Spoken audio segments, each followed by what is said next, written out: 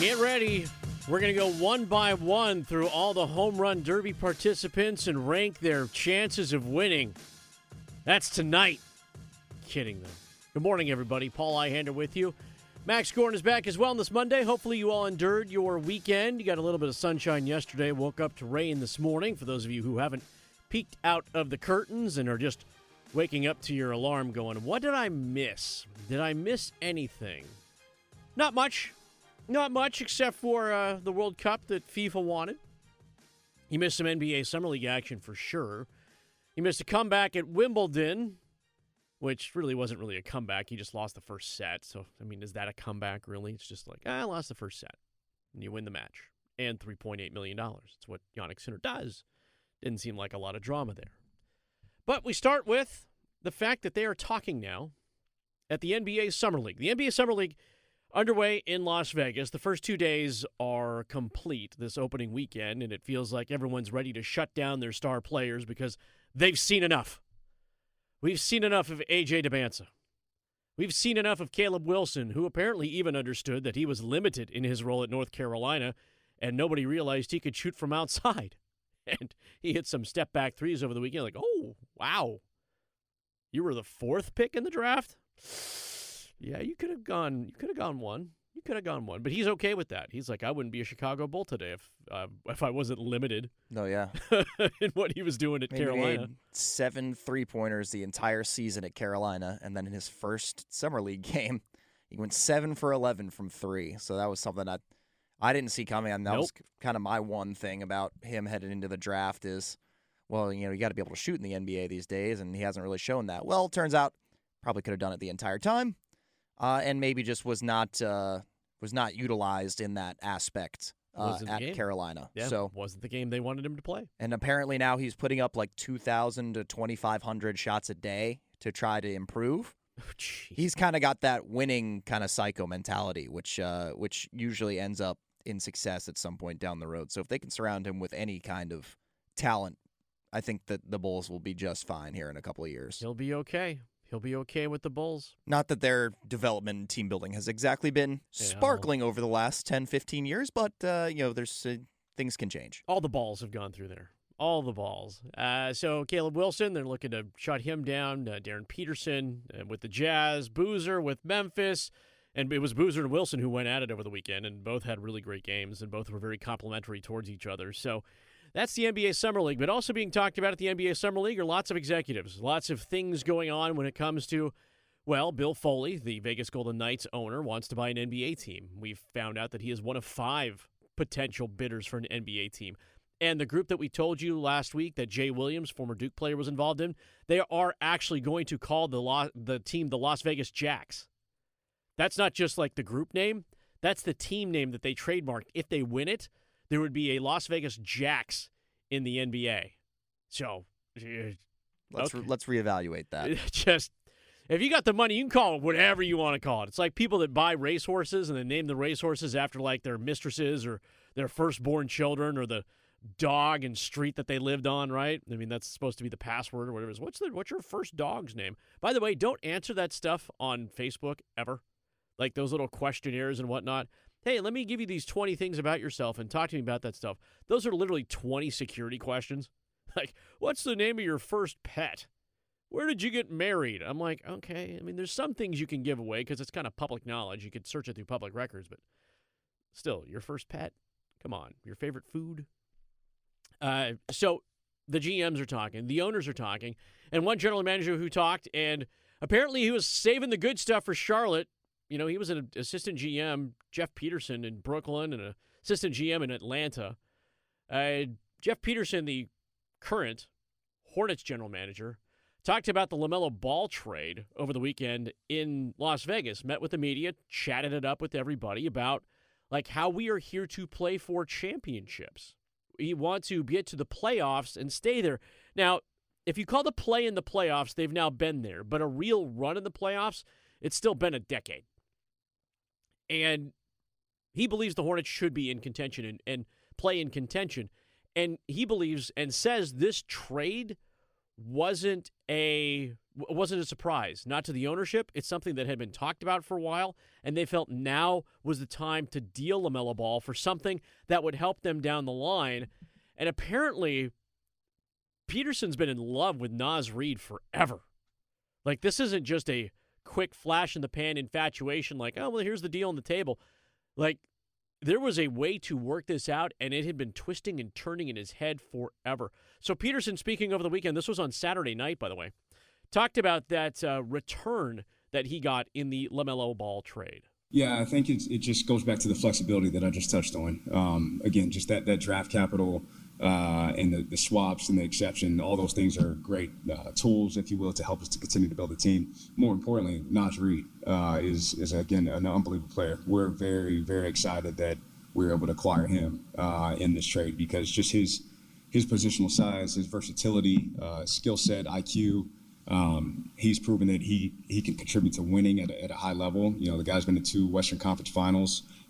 So yes, the picks and the swaps, those are great. But just again, acquiring Naz and someone of that caliber is something that I'm really excited about. You might as well just strike up "Boys to Men, I'll Make Love to You."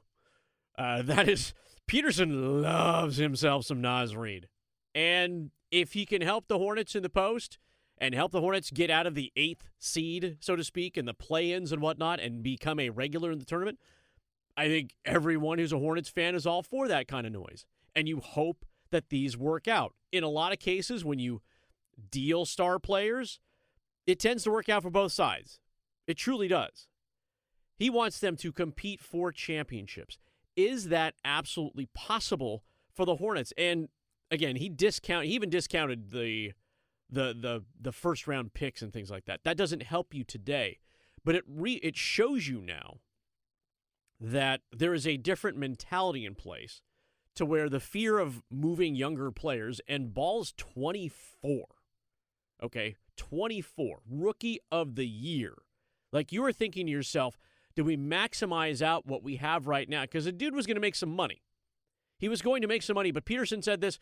He says that contract that Ball had, which was an awful lot of cash, an awful lot of money. It's not like they're not paying Kobe White $25 million a year here to come back and run the point. LaMelo's contract apparently did not affect this decision at all. It actually didn't impact the decision to trade with LaMelo at all. Fortunate to work for amazing owners led by Rick Schnall and Gabe Plotkin, and they've made it abundantly clear that they're going to spend whatever they need to spend to help turn this into the premier franchise. So, but again, in terms of his contract and the number, it didn't impact the decision at all. Max, when's the last time people spoke this positively about the Hornets when it came to like the front office and just kind of general chatter? Is it just because we're amplifying it more because of the draft that they had, or is this like, do you feel a little bit better about the Hornets' position in the Eastern Conference, even though, it's not, Joel Embiid and they're not talking about LeBron to the Hornets? Yeah, I mean, it depends who you ask, because there's a quite a large subset of Hornets fans online, and perhaps it's a vocal minority, or maybe it is a majority, or maybe it's about 50-50, but there are obviously a lot of people who are not very pleased with the Hornets moving LaMelo Ball after this, a really hot second half and quote-unquote good season that they just had, to finally get a sniff of success by winning a play-in game. I mean, I feel the same. Like, the whole MO for this front office has always been kind of a slow build. They're going to try to build for long-term success, acquire assets, and at some point in the future, they'll make a big move to acquire like a big star and kind of have it all come complete. They're just continuing that process here, and I understand exactly what they're doing with moving on from LaMelo Ball now. It's a sell-high move. He played 72 games, and more than anything, I think this whole move is a bet basically against his health, which is not that fun. Yeah, but it felt like they were waiting for him to have that one healthy season and go, all right, here it is. Here's his value. Here's what he can do for you. Yeah, it's not fun to acknowledge that, you're probably not going to get that many games out of him in consecutive seasons. But if you look at the track record over the last handful of years, I mean, the 6 years that he's been in the NBA, it doesn't seem very likely that he's going to be able to be that healthy again, especially when you consider the fact that he was on a minutes restriction. There were a couple games where they had to bring him off of the bench just to try to kind of maneuver his minutes and make sure that he stayed healthy. Look, I didn't hate the move. I feel like they could have gotten perhaps more in the return. I also like Naz Reid a lot. and I think he's a good piece that fits in the roster really well. But now, especially watching Summer League over the last couple of days too, it's clear that they don't have that ball-handling guard coming off the bench that they need. And in theory, maybe Grayson Allen coming over in the Miles Bridges trade, whenever that comes complete, he could be that guy off the bench. But Kobe White already is not necessarily known as the best playmaker and ball handler. He can be serviceable in that regard for sure, but that is one spot on the roster that I'd like to see them shore up. But in terms of the long-term outlook, like, I don't hate the timing of the move. I just wish maybe they could have gotten a little bit more back. Well, do you miss a 35-foot three-pointer in transition with 19 seconds left on the shot clock and clanks off the rim and the other team's headed the other way? It's going to get more efficient. There's some judgment. It's going to get more efficient for sure. Yeah, and Kobe White's not afraid to take that shot either. Like that there's some fearlessness that comes with that interchange. Ball and White are two different ballers. There's no doubt about it. But I think White was a pleasant surprise in that trade with Chicago that allowed them to go, okay, maybe we can make this swing. And then unloading Miles Bridges in the offseason also helps them get a little bit younger and perhaps versatile. But this is the team that now this Hornets crew has to build off of moving forward. And I understand the thoughts, too. When you drop a point guard like LaMelo off your roster, who was already kind of one of your creative catalysts, because he was drawing defenders. Like, there's no doubt about it. Even if he was shooting from 33 feet, somebody had to step out on him eventually. And it's partly why Kneppel was so successful in his rookie season. I mean, some of that has to do with talent, obviously, not discounting Kneppel's talent, but someone has to draw them away. And Kneppel struggled in the postseason, too. Like, he was kind of running out of gas late in the season. He was definitely, and I don't know if they say this publicly or not, but he had gone on the injury report some point late in the regular season with I think it was a back problem. He clearly was not fully himself down the stretch of the regular season and into the play-in. So, I'm giving him a little bit of grace on that. They definitely weren't his best performances, but I think he was probably dealing with some injuries at that time because the percentages across the board came down for that last 10 or so games of the regular season, and obviously he really didn't contribute much in the two play-in games. But as far as the second one is concerned, it's not like anybody was really having that great of a game anyway when they were getting blown out by the Orlando Magic. The Magic. Let's leave you with something positive here. Again, the Hornets general manager speaking over the weekend at the NBA Summer League, talking openly about the LaMelo Ball deal and kind of really disrupting this Charlotte Hornets lineup here in the offseason, certainly with draft choices, but certainly even more so with trades and deals. And here's the deal. He says it's time to compete for championships. We are getting to that point where it's put up or shut up time. And these are the moves that are going to be made, and we're tired of just finishing 10th in the Eastern Conference. Yeah, look, again, the decisions are challenging at times, but, when you look at the totality of the season and everything of where we were, it's important to take an honest look in the mirror of where you guys are as a team, and that's what I had to do at the end of the season. And it just felt like, again, the goal is never to compete for a play-in spot, right? The goal isn't to get to the play-in or even the playoffs for 1 year. I've said it plenty of times since I've been here in Charlotte. The goal is to get to the playoffs and stay there for a long time. And then, like I said, eventually contend and compete for championships. So, again, just the timing from the standpoint of, again, I'll go back to getting Naz Reid. When you can get a player of his caliber, and, of course, the draft capital and the flexibility, just felt like it was something that was able to achieve multiple goals, in one transaction. So, again, the timing from that standpoint, it just kind of went back to, again, we want to make deep runs into the playoffs. We don't want to hope that we're making a run in the play-in game or anything like that. He's right. The window's open. I don't know how big it is. It's certainly ajar for them to do something. The Eastern Conference, though, did tool up and gear up, and there's still trades that are pending out there. But they want to be part of the conversation. Maybe you're not settling for, like, the Houston Rockets make the playoffs like every year, right?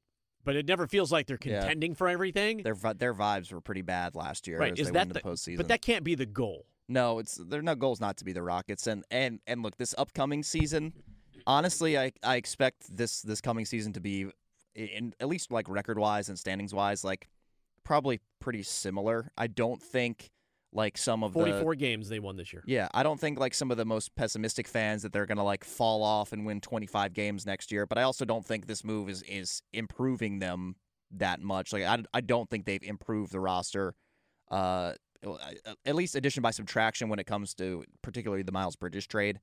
I think it's going to be around the same. They're probably going to finish in that 7 to 10 play-in range again. So it's not going to be like instant success unless they're still waiting on making a big transaction to bring in a star, which I think, if anything, they're maybe waiting until next offseason to do that. So, look, it's not going to be an instantaneous thing where you see the effects of this trade and how it can help kind of set up the franchise for success. But they're, again, like that's why I wasn't necessarily, like, obviously right in the wake of the trade is a shock. Like, oh, wow, they really just traded LaMelo Ball. But the way that they're going about it is not surprising because it is fit in with this ownership and this management's MO the whole time. It's like, we want to set up for long-term success. We're not going to skip steps in this rebuild, and we're going to slowly accumulate and build up for the future. So that's what they're doing. I wish that the summer leaguers looked maybe a little more convincing. Christian Anderson has been okay, not great at times. William McNeely continues to be solid, which is good, so he might find a spot in the rotation this year. And Steinbach's rebounding ability is on display, and he looks like a solid pickup as well. So, look, the future it remains to be seen how well they're going to play this season, and I think a lot of it is going to be dependent on these draft picks they have upcoming next year because they have 3 first-round picks potentially based on protections. But we'll see. I'm keeping the faith for now that they're going to try to build the Hornets out of being, let's be honest, one of the poverty franchises of the NBA and try to find some sustained success. So we will see if this kind of gamble pays off. Well, next thing for the Hornets is to get an extension done with Brandon Miller, who had surgery 2 months ago to deal with his left shoulder. Yep, and his rookie 2023 class counterpart in Wemby just signed the rookie scale max for, $250 million over 5 years? Yep. Oh, my goodness. The money is insane. That is insane money. Yeah, play 50 games. Earn $1 million a game. Why not?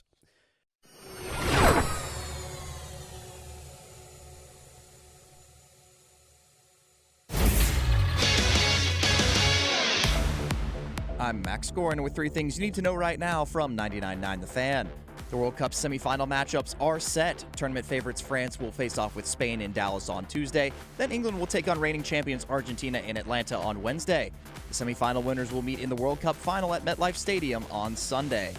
World number 1 tennis player Jannik Sinner added another accolade to his already legendary career yesterday, defeating Alexander Zverev in 4 sets to win his 2nd consecutive Wimbledon title. Sinner has now won 5 Grand Slam titles at the age of 24, 3rd most among active male players.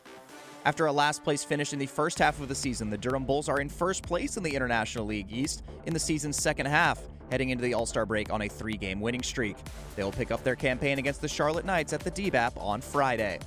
For all the latest news on your favorite teams, download the 99.9 The Fan app or visit 999thefan.com.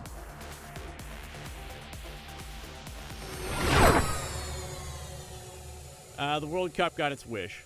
They ensured before the seedings were put out that the top 4 teams that were seeded would not meet each other any earlier than the semifinal. Well, guess what happened? The top 4 seeds in World Cup soccer will all meet each other in the semifinal. France and Spain on Tuesday. That is tomorrow night. It's $1,500 to get in the building in Arlington, Texas. Dallas Stadium. And then Wednesday, it's England, Argentina, and that ticket is nearly $3,000. That's crazy. My son and I went to go to Charlotte Saturday to watch AC/DC in concert with the Pretty Reckless. Great show, classic rock. We might have been the youngest people in that building, just to be honest. My son likes to play guitar, loves Back in Black and Thunderstruck and Shoot the Thrill and all that stuff. They didn't play Big Balls. I was kind of sad they didn't play Big Balls. That's a very classic AC/DC song. But we were there, and as we're walking to the game, and the weirdest thing, concert tours always come after they set the minor league soccer baseball. So downtown Charlotte's packed Saturday night because at Truist Park there's a Charlotte AAA game going on, and there's about 1,000 people in there. And as we're walking by, the baseball park there has a bar, like right on the outside that you don't have to go to the game, but there's a restaurant there. And all the restaurants had the England game on against Belgium. And we were able to watch the extra time just standing there on the sidewalk, and all these people are cheering, and England won. And as we're at the concert, there's a couple guys in Norway. Yeah, Norway. And there's a couple guys in front of us who are watching the Argentina score on their phone. They're like, okay, what's going on with the Argentina-Switzerland game? And it was 1-1. And you could see this guy turn to his buddy. He's like, it's 1-1. Oh, my goodness. And obviously, Argentina wins in extra time. And these fans came. I don't know what they were doing in Charlotte, but they both showed up in the aisle where we were sitting, both wearing Argentina shirts, and they had an Argentina flag, and had the usher take a picture of them while they were at the AC/DC concert. I was like, this is crazy. I'm like, they went to AC/DC with full kits on and had an Argentina flag. I'm like, I don't even know what to make of that. And then, that one ended up ending as the concert ended too.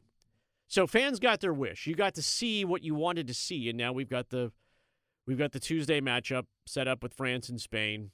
Again, top 4 teams playing each other, England, Argentina on Wednesday. A couple of bangers. And these are midday things. Like, these are going to be, because they're set up for prime time in Europe, we get mid-afternoon games here in the States. So 3 o'clock games. Now, I don't know what y'all are going to do with yourselves. If you're a true soccer fan at this point, I don't know what you're going to do. But the World Cup got its wish. But here's the deal. Here's the deal with FIFA and the World Cup. Because of all the success that they've gotten so far, is that they want to expand the World Cup. They want to take it even further and bring it out. And so the U.S., Canada, and Mexico will not be hosting in 2030, 2034. They already have sites planned out. So this larger World Cup will not be here in North America. And so they're talking about the whole world. And so how many countries are there on the planet? Like straight Google. How many soccer playing countries are there? I'm just going to mother Google here. Soccer playing countries in the world. Probably every country, right? 211 associated with FIFA. 211. Right now we're at a 48-team World Cup.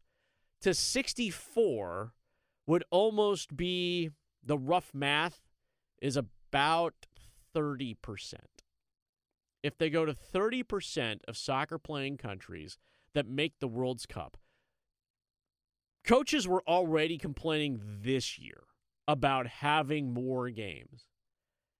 Is it good for the world sport to allow more representation of teams that may or may not make it in? We had some special stories this year. Cape Verde, for example, where they went home and were greeted with a royal welcome when they got back.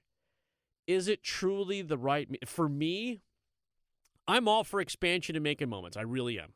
I don't have a problem with 31 bowl games and half the teams playing in bowl games. There's some specialness that comes along with just being a college athlete that's stripped away from you at the youth level so much because of just overeager parents and travel play and all that kind of stuff. Those things, when you get to college, it's weird. You get paid to play sports, but you don't have the influence of your parents, hanging over the top of you or family members who want to grift on you. You just play.